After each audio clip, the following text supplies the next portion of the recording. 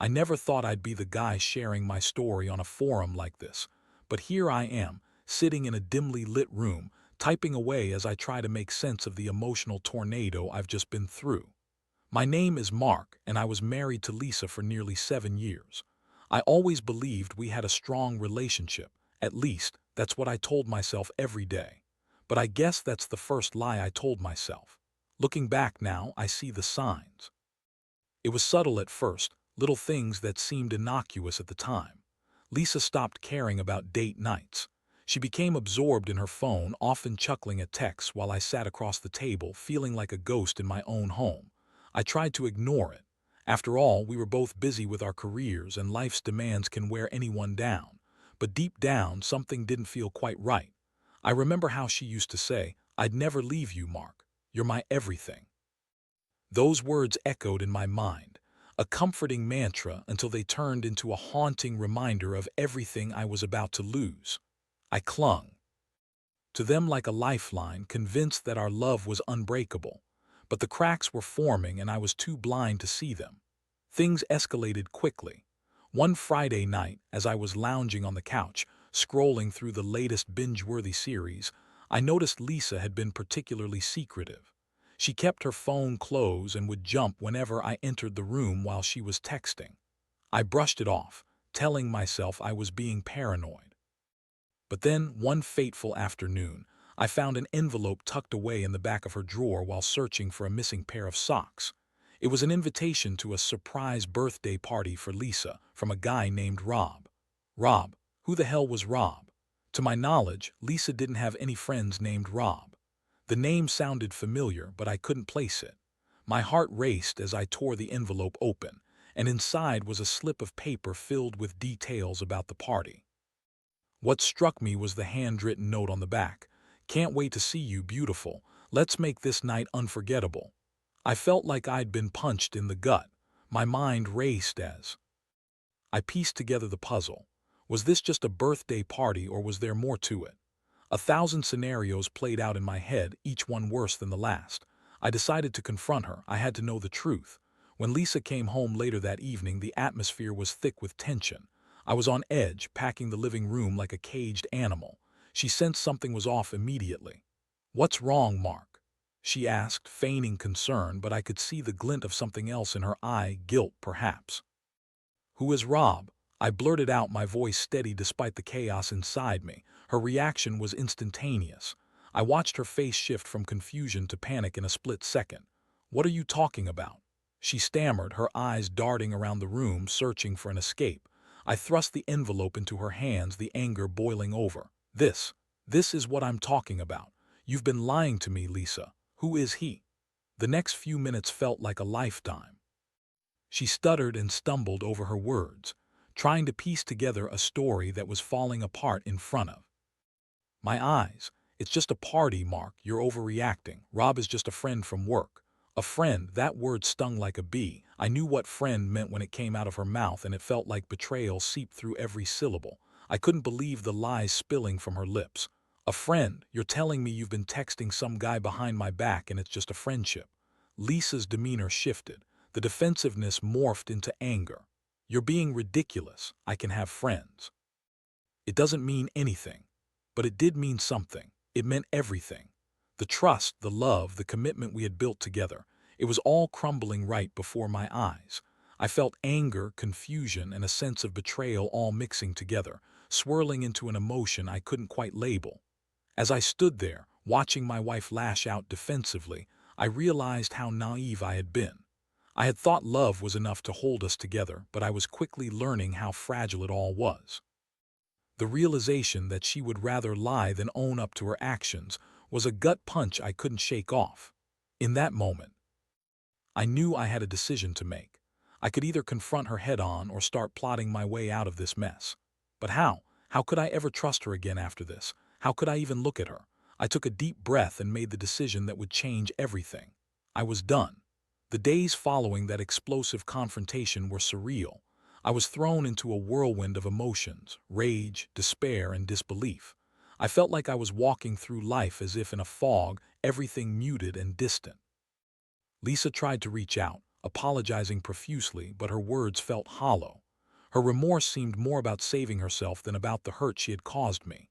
I decided to take some time to think. I rented a small apartment just a few blocks away, a place I could retreat to where I didn't have to face Lisa and her lies every day. The first night alone in the new place felt liberating yet suffocating at the same time. I lay in bed, staring at the ceiling, consumed by questions. How had I missed the signs for so long? How could someone I loved betray me so deeply? The first few nights, sleep eluded me. I cycled through memories of our early days together, how we met at that coffee shop, how she laughed at my terrible jokes, how she'd say she loved me every day without fail. I recalled our wedding day, the vows we exchanged and the promises we made. I had believed in those promises, believed in her. Now they felt like a cruel joke. Work became a distraction. I threw myself into my job, pouring energy into projects that helped me stay focused and kept my mind from spiraling. My coworkers noticed my sudden change in demeanor. I'd always been the easygoing guy, but now I was curt and short with them. A few of them even asked if everything was okay, but I just smiled and lied, saying I was going through some personal stuff. I wasn't ready to spill my guts to anyone yet, not even my closest friends. Then came the day I received a text from an unknown number. My heart raced as I opened it. It was a message from Rob, the guy from the invitation. "Hey Mark, just wanted to remind you about Lisa's birthday party this weekend at my place, looking forward to seeing you there." I stared at the screen, my heart pounding in my chest. This guy was throwing a party for my wife. The audacity infuriated me. I felt a mix of anger and humiliation wash over me. Who did he think he was? And why did he think I would want to join in on this charade? Did Lisa even tell him about our situation? I could have ignored him, but something inside of me snapped. I decided to respond. "I won't be attending. You should probably ask Lisa about her relationship status before planning your little get-togethers." I hit send, my hand trembling, but I felt a rush of satisfaction. I had stood up for myself, and I wasn't going to let anyone walk over me anymore. I felt a new determination surge within me. If Lisa wanted to continue living in a fantasy world with Rob, then she could do so without me. That weekend, I stayed in my new apartment. I turned my phone off and focused on myself. I started going for long runs to clear my head. I found a local gym and began lifting weights, pushing my body to its limits. I needed to channel my anger and hurt into something productive. The physical exertion helped me sleep better and provided a much-needed escape from the emotional turmoil. But I wasn't just going to sit idly by while Lisa played house with Rob. I wanted to dig deeper. If she thought her secret life would go unnoticed, she was sorely mistaken. I began to keep a closer eye on her social media, checking her posts and interactions. I discovered she had been sharing pictures with Rob, subtle at first, but the intimacy was evident.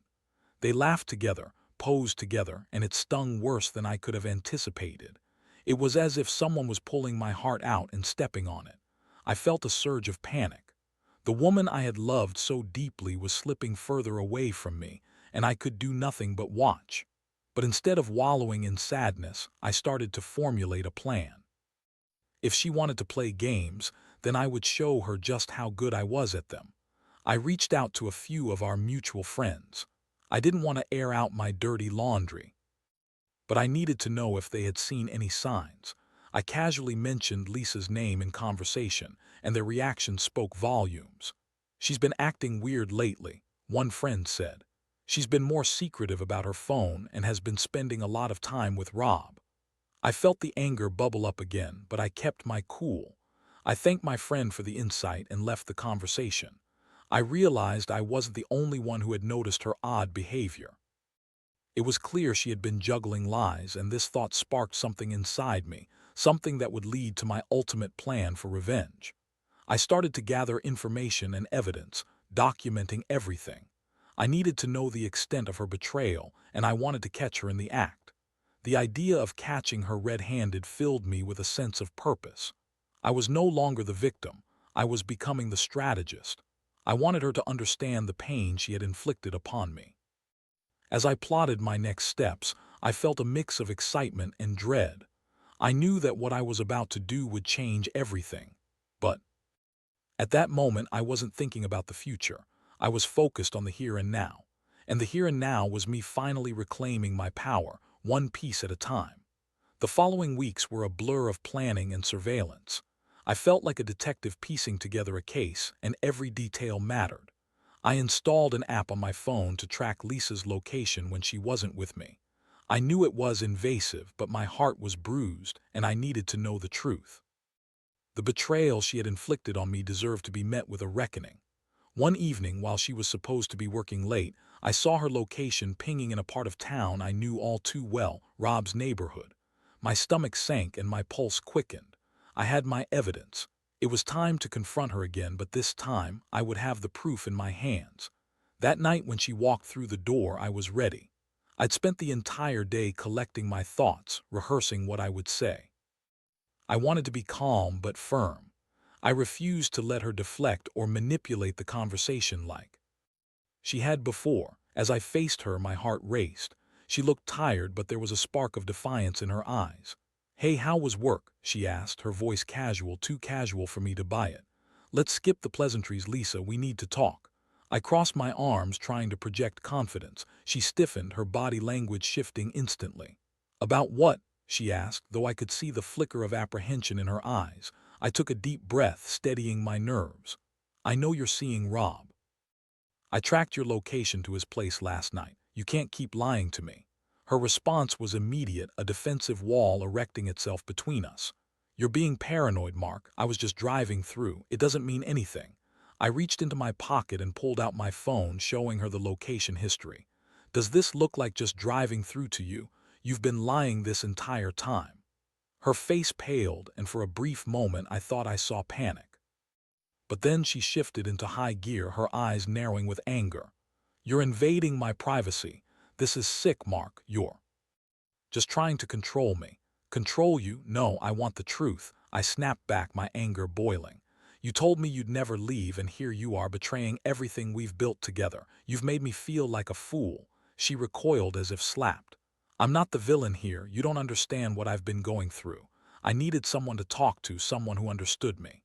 "Understand you? So you thought lying and cheating was the answer?"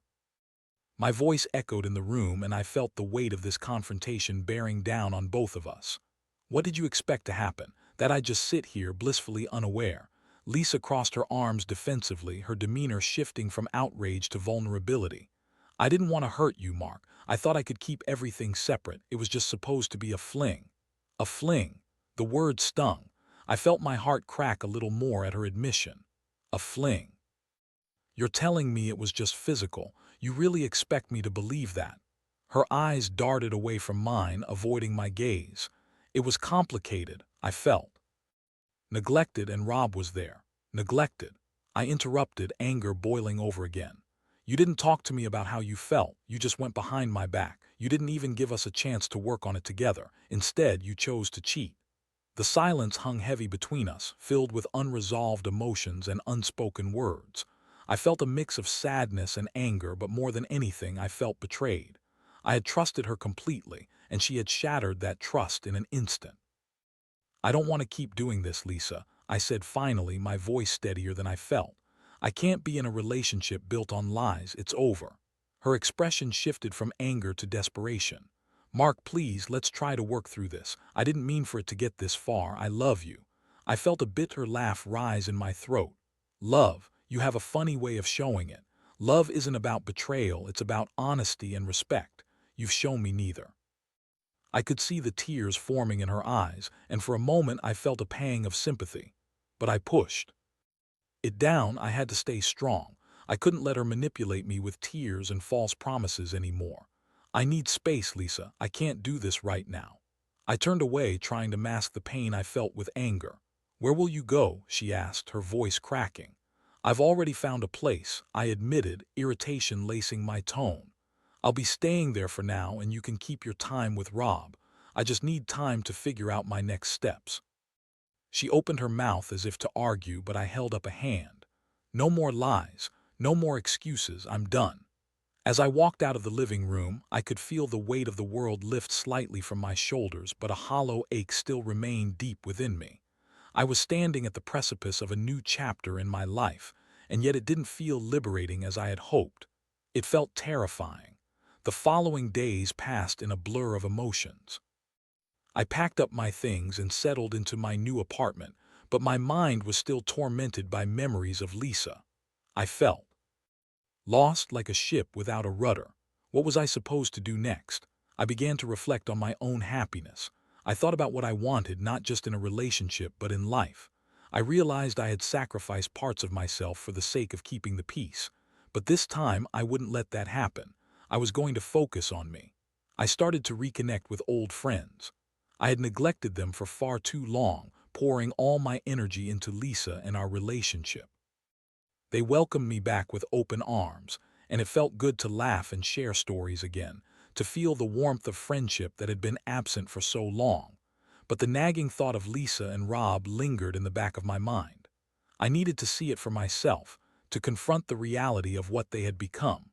I wanted to put closure to this chapter, but first, I needed to see if she was truly with him. I decided to attend the party Rob was hosting for Lisa's birthday.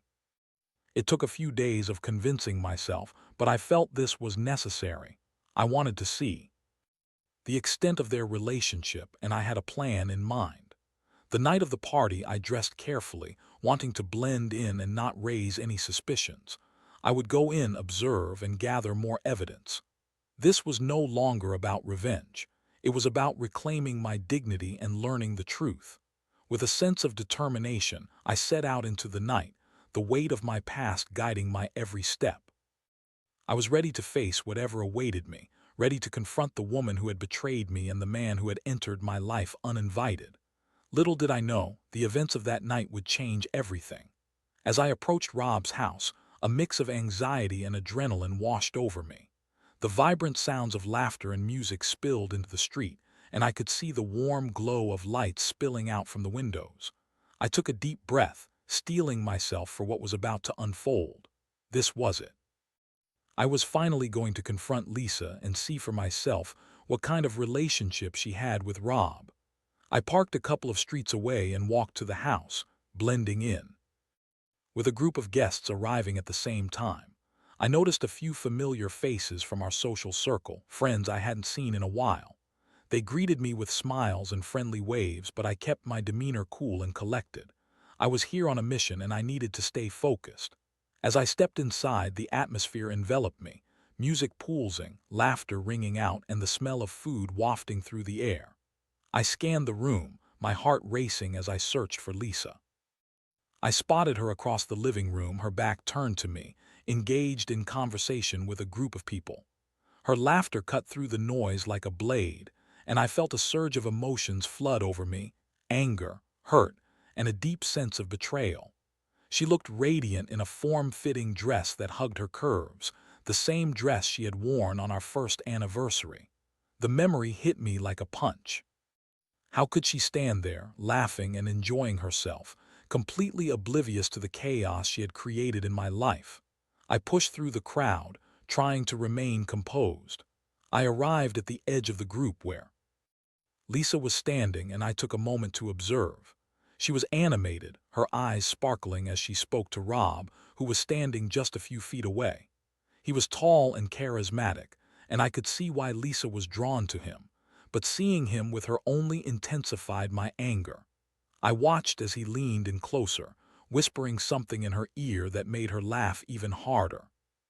It was a laugh that I had once thought was reserved for me, and the realization that she was sharing these intimate moments with him stung.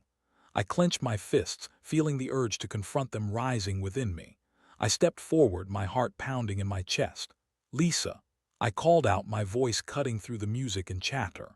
Heads turned, and I could feel the tension shift in the room as she froze, her laughter dying on her lips as she turned to face me. "Mark."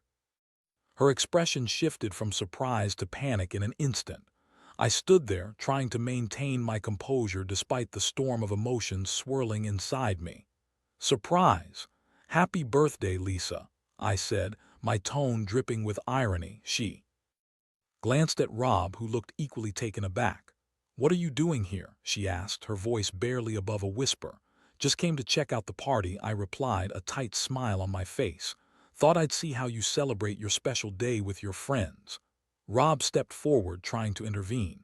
"Hey man, this is a private party. Maybe you should." I cut him off, my gaze locked on Lisa.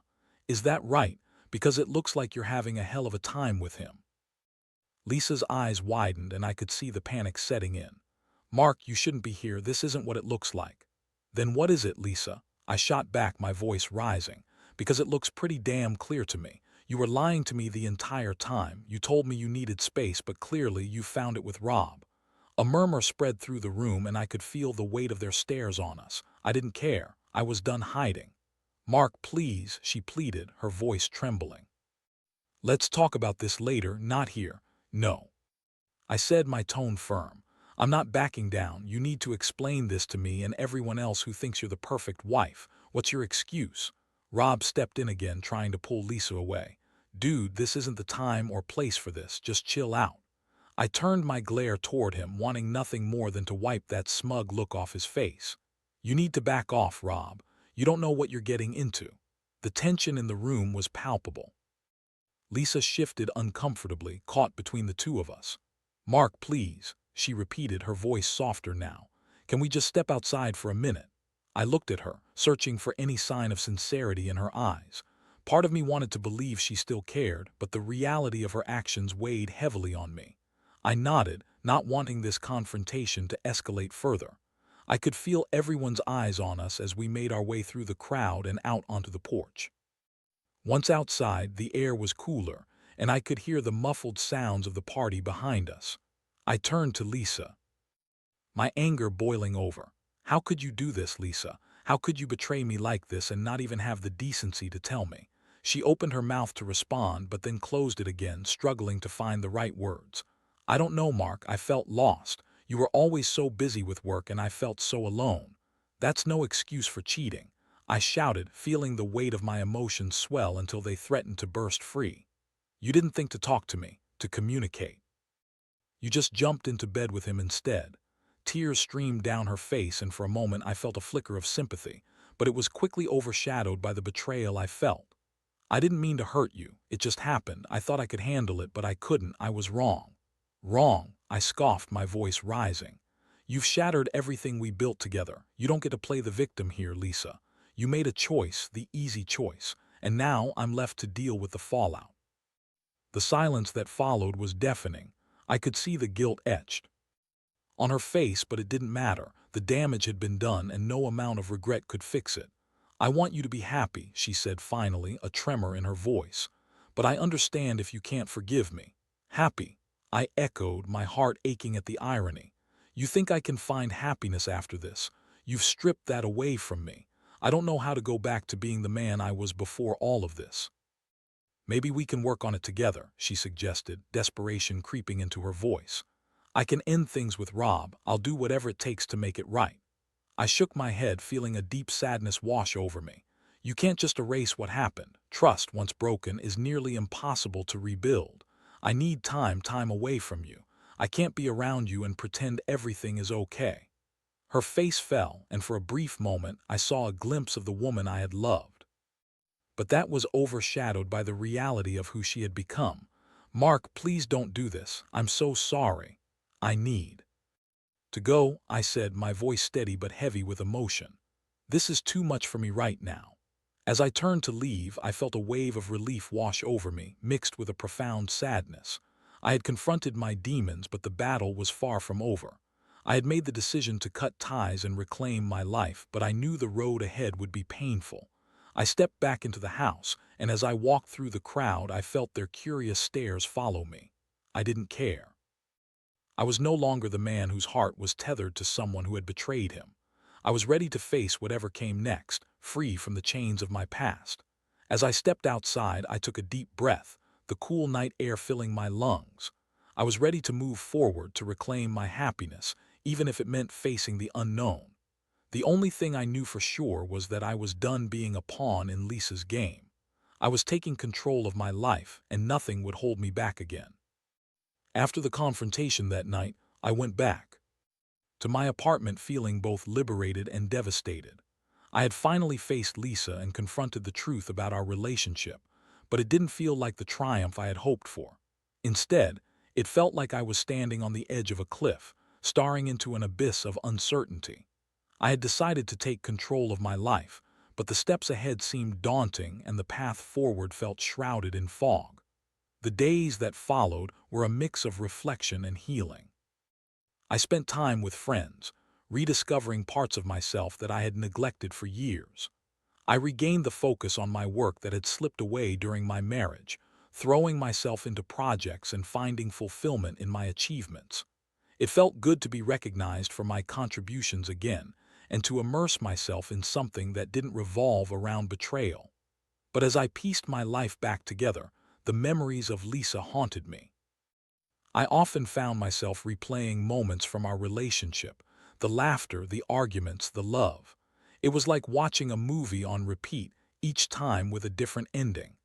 I thought about the life we had built, the dreams we had shared, and I mourned the future that would never be. The loss weighed heavily on my heart, and there were moments when I found myself questioning whether I had made the right decision to walk away. One evening, as I sat in my living room, I received a text from Lisa. My heart raced at the sight of her name on my screen. I hesitated before opening it, unsure of what to expect. The message was simple: "Can we talk? I miss you."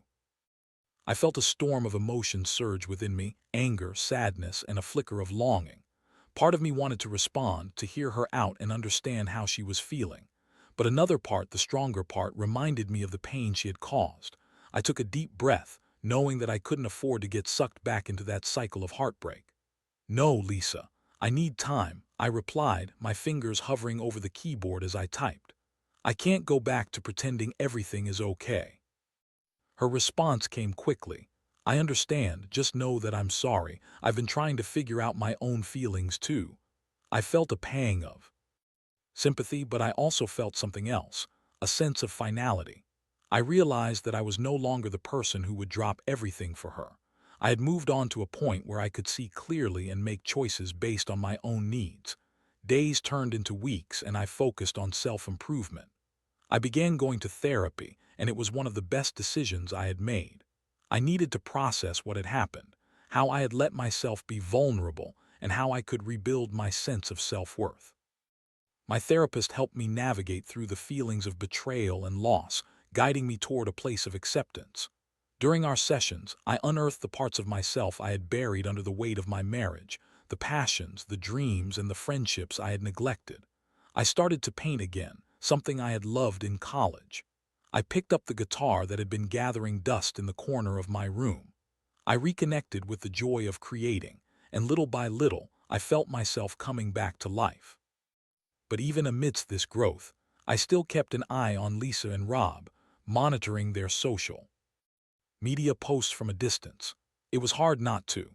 They posted pictures together regularly, laughing, holding hands, and looking blissfully happy.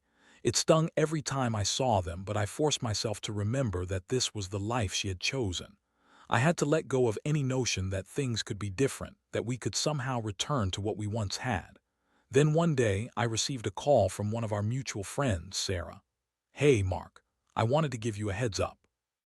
I ran into Lisa and Rob at the park yesterday. They were really affectionate together. I felt my heart drop at the news. Thanks for letting me know, but I'm not surprised. She's made her choice." "Are you okay?" Sarah asked, concern evident in her voice. "I'm getting there," I replied, but even I could hear the tremor in my voice. "It's just hard to see her moving on so easily." "It's normal to feel that way, Mark. Just remember, you're on your own path now. You're doing great things for yourself."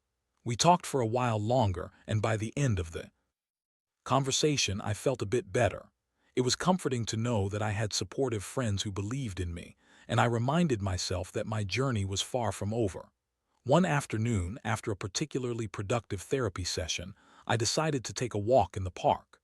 The sun was shining, and the flowers were blooming, reminders that life continued to move forward despite the pain I had experienced.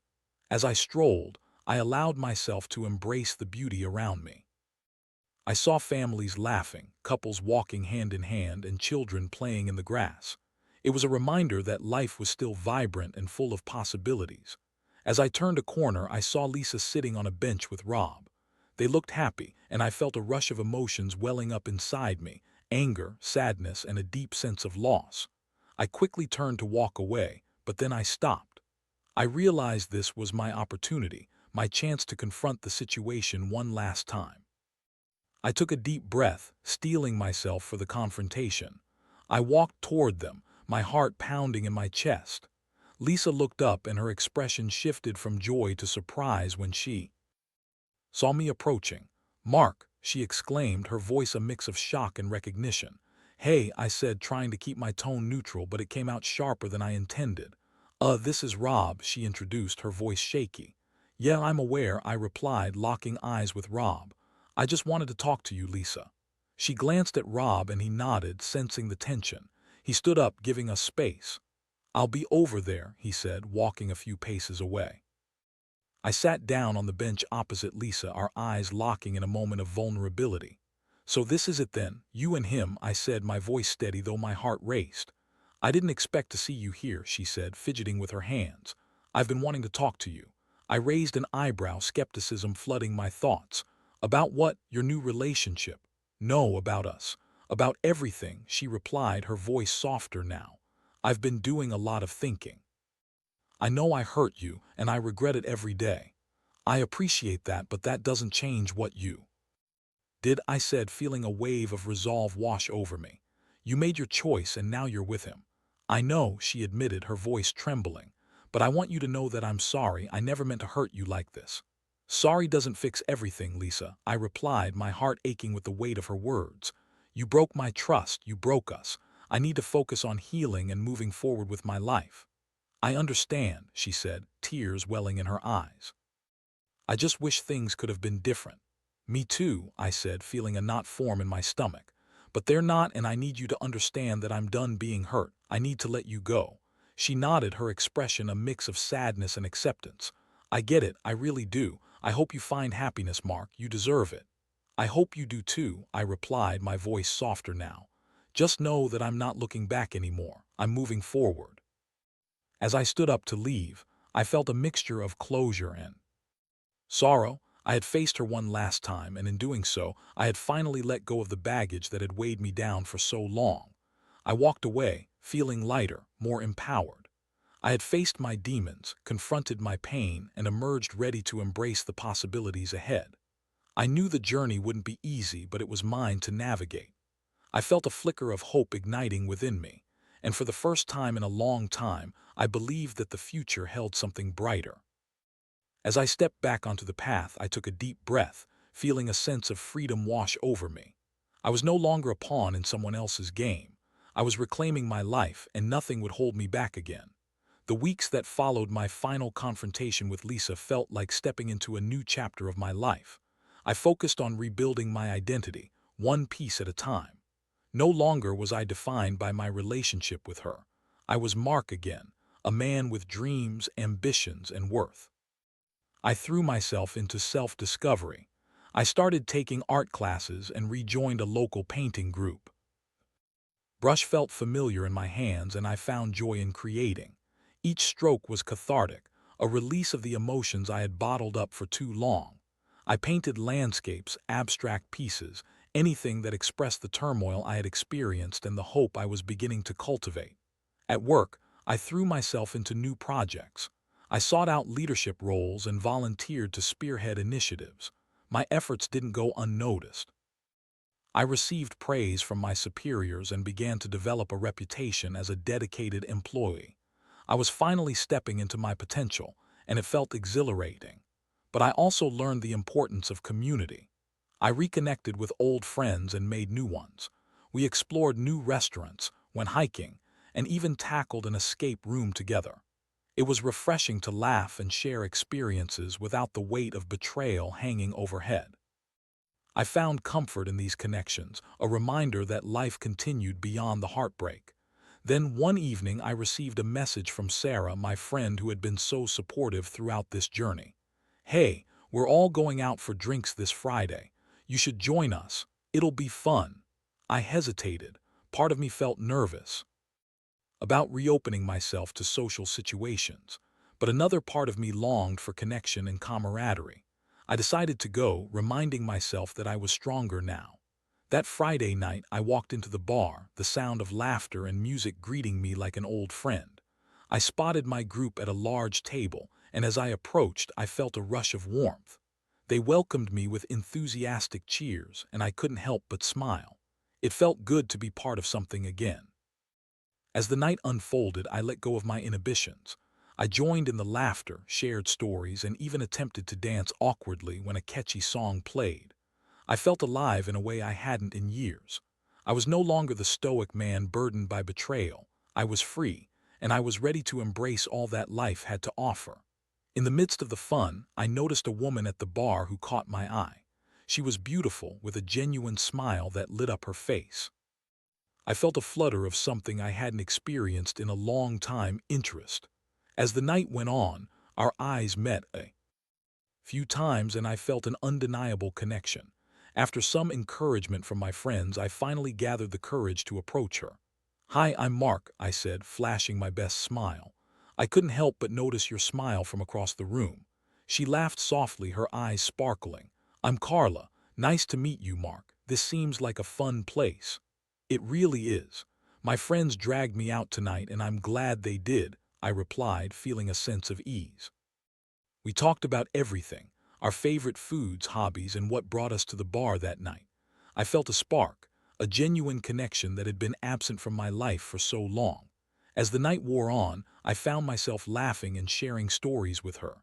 It felt refreshing to connect with someone without the weight of past heartaches clouding my mind. For the first time in a long while, I felt hopeful about the future. By the end of the night, I mustered the courage to ask for her number. "I'd love to get together again," I said, my heart racing. She smiled and handed me her phone. "I'd like that." Mark. As I left the bar that night, I felt lighter than I had in years. I had stepped into a new world, one filled with opportunities and possibilities.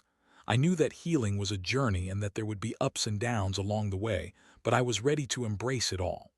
I thought about Lisa and the lessons I had learned from that painful chapter of my life. I had discovered my strength, my worth, and the importance of love, true love that was built on honesty and respect. I had faced my demons and emerged victorious. The road ahead wouldn't always be smooth, but I was no longer afraid.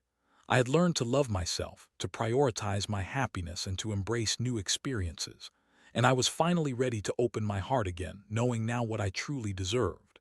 As I drove home that night, I glanced up at the stars twinkling in the sky. It felt like a promise of new beginnings and the adventures that lay ahead. I was Mark, and this was my time to shine. I was ready to reclaim my happiness, and nothing could hold me back again.